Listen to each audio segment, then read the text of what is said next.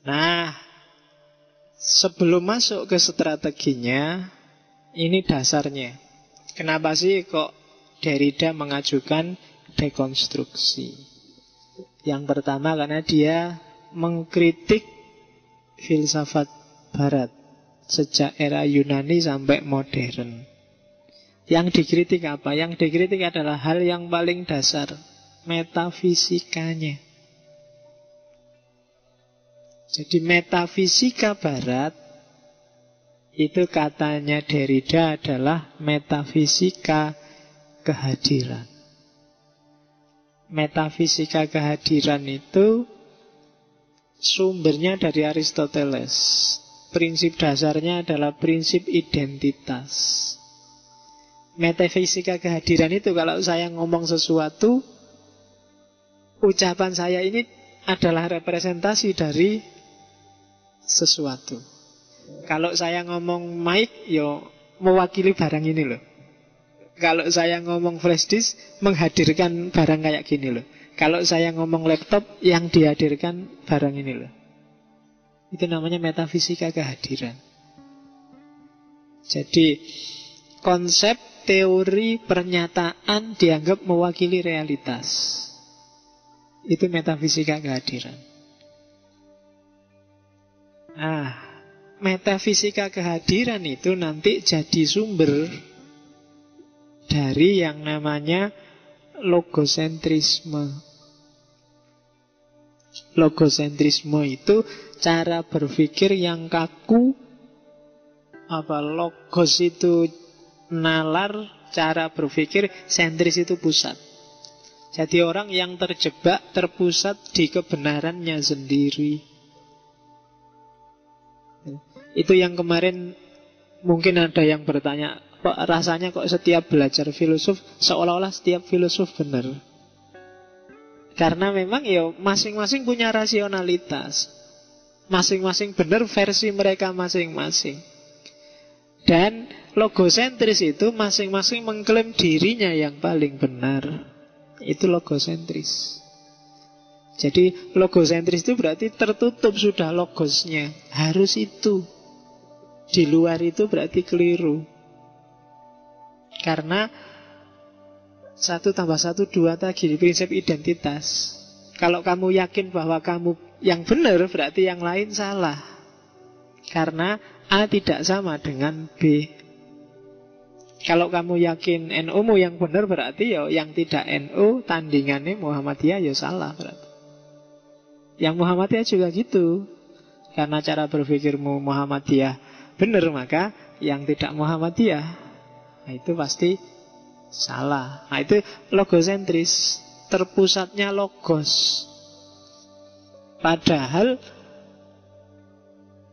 logos itu sifatnya tidak tunggal. Ya tadi sifatnya equivok. Mike ya bisa mewakili barang yang kayak gini, tapi kata-kata Mike itu ya lihat tarikannya kemana dulu, dalam konteks apa dulu. Mikrofon kalau dalam konteksnya anak kecil dia bisa jadi mainan. Dalam konteksnya penyanyi dia bisa jadi alat cari uang. Dalam konteks kiai ya alat dakwah. Dalam konteks kan gitu. Konotasinya bisa macam-macam.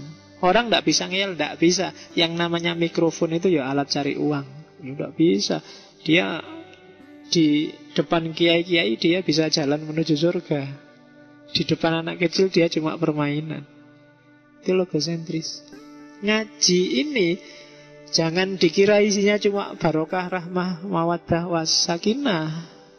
Tinggal kamu hubungkan dengan apa dulu. Jangan-jangan ada yang merasa gelisah, terganggu, galau gara-gara ada yang ngaji filsafat. Karena logos tertentu tidak bisa menerima. Kayak ngaji kok ada ngaji filsafat. Tapi logos yang lain menerima. Yang menerima terus mengklaim yang paling benar itu ya ngaji. Ya boleh wong ngaji kok tidak boleh. Cari ilmu kok tidak boleh. Nah yang satu ya ngaji tapi ya jangan filsafat dong. Nah logosnya beda. Kalau dikejar argumennya ya mungkin bodoh bener ya. Logosnya masing-masing. Setiap nalar punya asumsi sendiri, punya konstruksi argumen sendiri. Nah termasuk dirimu dengan kebenaran-kebenaranmu. Oke. Nah, logosentrisme itu kalau di Derrida bukti paling nyata ada dalam cara berpikir biner. Cara berpikir serba dua, serba berpasangan. Itu sebenarnya hidup kita tiap hari diatur itu. Karena ya dasarnya Aristoteles tadi, A sama dengan A dan A tidak sama dengan B. Siang malam, kemudian laki-laki perempuan, ayah ibu, dosen mahasiswa, pemerintah rakyat, yang selalu kita mikirnya dua. Padahal kayak kondisi itu kan nggak cuma siang malam, ada sore, ada pagi. Cuma pagi lawannya sore, nggak bisa pagi kok lawannya malam, nggak enak, nggak cocok. Kenapa kamu selalu biner mikirnya? Dan berpikir biner itu biasanya implikasinya terus jadi hierarkis dan subordinatif. Kalau kamu mikirnya cuma dua, biasanya yang satu ini levelnya tinggi, satu levelnya rendah. Satu konotasinya positif, satu konotasinya negatif. Satu di atas, satu di bawah. Kalau saya ngomong hitam putih, itu bagi kamu, meskipun hitamnya tak dulu kan bagi kamu ya putih itu yang bagus Pak, hitam itu kegelapan. Hitam itu ketombe Pak, hitam itu langun pikiran. Jadi hierarki dua. Atau misalnya panjang dan pendek, ya panjang Pak. Kalau pendek itu kurang afdol, lebih yang panjang. Besar dan kecil, ya besar Pak. Besar itu kan Tapi kalau gendut dan langsing, ya langsing Pak. Padahal tadi milih yang besar, tapi sekarang milih yang langsing. Jadi selalu ada yang kamu letakkan di atas dan yang kamu letakkan di bawah. Itu kelemahannya oposisi biner. Kalau saya ngomong laki-laki dan perempuan di peradaban yang patriarkal, pasti ya laki-laki lah, dia rajanya, dia kan gitu. Terus orang feminis mengkritik. Bagi orang feminis bukan laki-laki, kebalik, perempuan. Perempuan itu yang lentur, yang terus dicarikan argumen. Kenapa? Hasil berpikir oposisi biner. Padahal dunia ini kan isinya nggak cuma laki-laki. Yang jenis yang satu itu nggak kamu sebut. Maka terus dia nggak masuk kategori terpinggirkan. Jadi oposisi biner, hitam putih, siang malam, merah putih, panjang pendek, suami istri, segalanya. Tinggal kamu nyari contoh apa saja. Coba cari oposisi biner di kepalamu. Pasti nanti ada subordinasi dan hierarki. Meskipun kamu ngomongnya enggak. Orang laki-laki dan perempuan aja, meskipun kamu ikut lembaga feminis misalnya, tapi kamu nggak bisa menghindari kesanmu bahwa ya tetap laki-laki lah penguasa dunia. Kenapa tidak? Kan gitu. Yang feminis juga begitu. Ya enggak lah, yang perempuan lah kan gitu. Jadi clear cut, exact. Itu karena oposisi biner. Kamu selalu kan bikin dua-dua, muslim dan non-muslim, menudok kan isinya. Padahal muslim itu ya wakil macam-macam. Yang non-muslim apalagi, Indonesia dan non-Indonesia.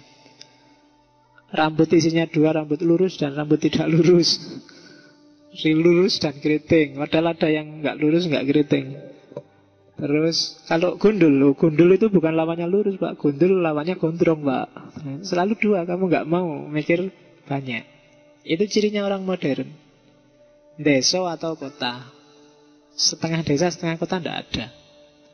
Beradab atau biadab, cuma dua, nggak bisa banyak. Terus murni atau kotor. Terus itu yang jadi sumber masalah. Biasanya dari situ ada hierarki subordinasi. Dan itu sumber kekacauan selama ini. Oke, syariat atau sekuler. Nah, mesti yang sekuler ya yang subordinat yang syariat. Ketika kamu setuju syariat, yang subordinat yang sekuler. Karena kamu mikirnya cuma dua, tidak setengah-setengah. Kan ada yang syariat setengah dan sekuler setengah. Bank-bank itu kan gitu. Bank itu kan yang setengah sekuler, yang setengah syariat. Ya itu kan dalam rangka cari uang, biar yang nyari syariah ada, yang nyari sekuler ada. Jadi ya harusnya masjid ini juga gitu. Jangan cuma yang syariat, sekuler juga masuk. Jadi yang santri sekuler juga dapat pengajian, yang santri syariat juga dapat pengajian. Oke, itu kalau mikirnya biner, sumber masalah.